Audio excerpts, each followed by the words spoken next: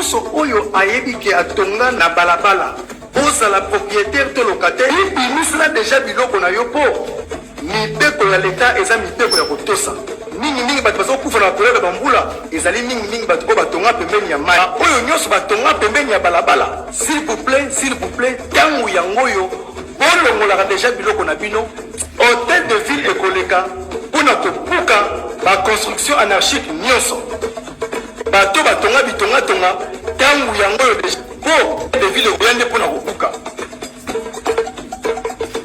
bato nyonso oyo batongi na basite non édificandi, c'est-à-dire basite oyo bakoki kotonga te bayebake tokobuka yango kasi eza baemprise.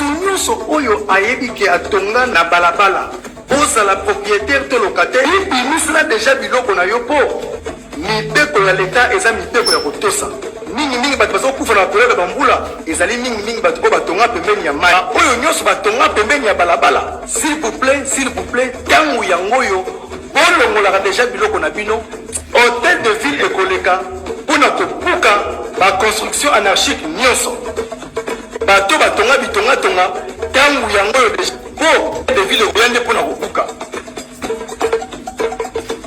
bato nyonso oyo batongi na basite non édificandi, c'est-à-dire basite oyo bakoki kotonga te bayebake tokobuka yango kasi eza baemprise. La loi est dure, mais reste la loi. La grande opération coup de poing, lancée par l'hôtel de ville de Kinshasa, était au rendez-vous ce matin. Point de départ, rond-point des Huileries. À peine lancée, la vigilance de cette opération produit ses effets. C'est la détection de comportements antipatriotiques. Au-delà de 241, je suis parmi les premiers occupants, un des premiers occupants. En ce temps-là, la commune n'existait pas, c'était une zone annexe, on dépendait de la commune de Ngiringiri. Voilà ce qui avait entre-temps aussi compliqué certaines occupations illégales, parce que c'était une zone annexe, au même titre que Makala et ainsi de suite. Je suis ici depuis 1960. Je venais de terminer mes études et le Lumumba venait justement, qui était le premier ministre de l'époque, venait de réajuster le salaire. C'est ce salaire-là.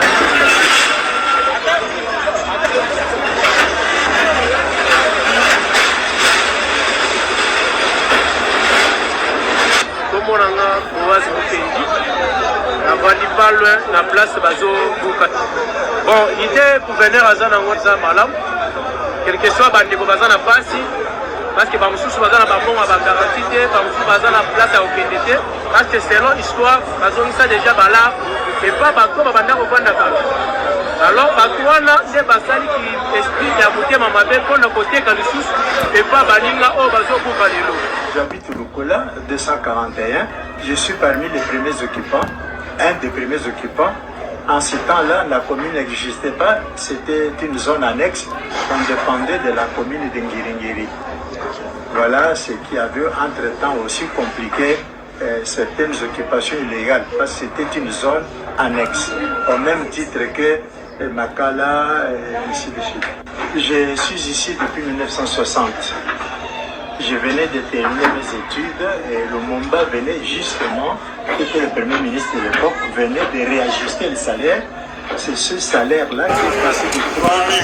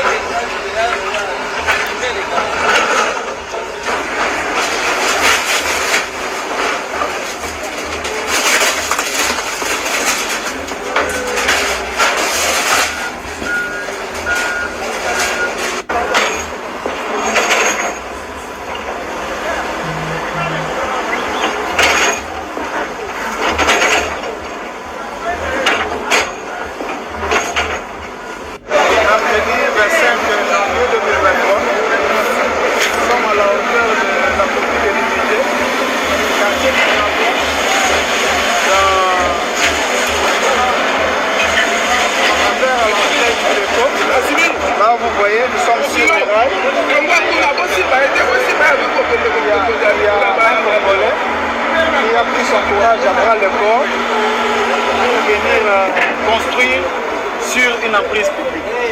C'est ainsi qu'avec un arrêté de démolition, son Excellence, Monsieur le Gouverneur, elle vient restaurer l'ordre. Mutu nyonso oyo ayebi ke atonga na balabala ozala propriétaire to locataire ibimisela déjà biloko na yo po mibeko ya leta eza mibeko ya kotosa mingimingi bato bazokufa na koleba bambula ezali mingimingi bato oyo batonga pembeni ya mai oyo nyonso batonga pembeni ya balabala s'il vous plaît ntango yango oyo bolongolaka déjà biloko na bino hôtel de ville ekoleka mpona kobuka baconstruction anarchique nyonso bato batonga bitongatonga ntango yango oyo po de ville ekoya nde mpona kobuka bato nyonso oyo batongi na basite non édificandi, c'est-à-dire basite oyo bakoki kotonga te bayeba ke tokobuka yango kasi eza baemprise